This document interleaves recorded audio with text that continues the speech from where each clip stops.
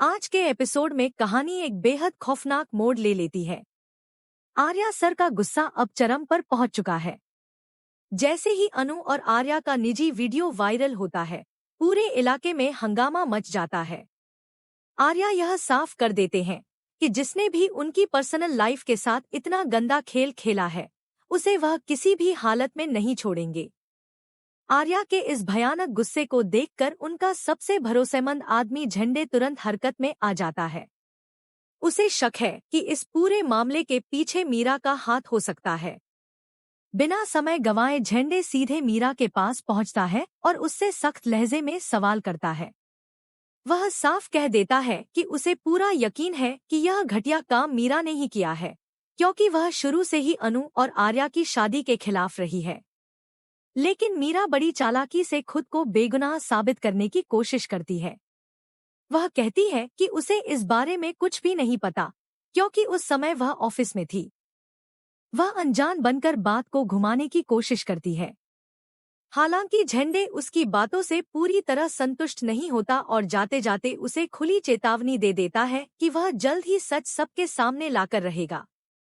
इसके बाद झंडे असली सच्चाई जानने के लिए सीधे अनु के मोहल्ले में पहुंच जाता है। वहां वह सिम से पूछताछ करने की कोशिश कर ही रहा होता है कि तभी सिमन की मां रजनी वहां आ जाती है। रजनी बेहद गुस्से में होती है। वह सिम का हाथ पकड़कर उसे सबके सामने डांटने लगती है और कहती है कि वह नहीं चाहती कि उसकी बेटी भी अनु की तरह बदनाम हो। रजनी गुस्से में सिमन को घर के अंदर ले जाने लगती है और उसे सख्त हिदायत देती है कि वह अनु या उसके परिवार से कोई भी बातचीत नहीं करेगी। वह कहती है कि अनु की वजह से पूरे मोहल्ले में बदनामी फैल गई है और लोग तरह तरह की बातें बना रहे हैं। मोहल्ले वालों की इस सोच और व्यवहार को देखकर झंडे भी हैरान रह जाता है। उधर आर्या भी बहुत बेचैन है। वह तुरंत अनु को फोन करता है और मोहल्ले की हालत के बारे में पूछता है। दोनों ही इस बात से परेशान हैं कि आखिर उनका वीडियो किसने लीक किया। अभी तक उन्हें इस साजिश के पीछे की सच्चाई का कोई अंदाजा नहीं है। लेकिन इस पूरे तमाशे का सबसे ज्यादा आनंद रघुपति उठा रहा है। वह चुपचाप मोहल्ले का सारा ड्रामा देख रहा है और हर छोटी बड़ी खबर मीरा तक पहुंचा रहा है।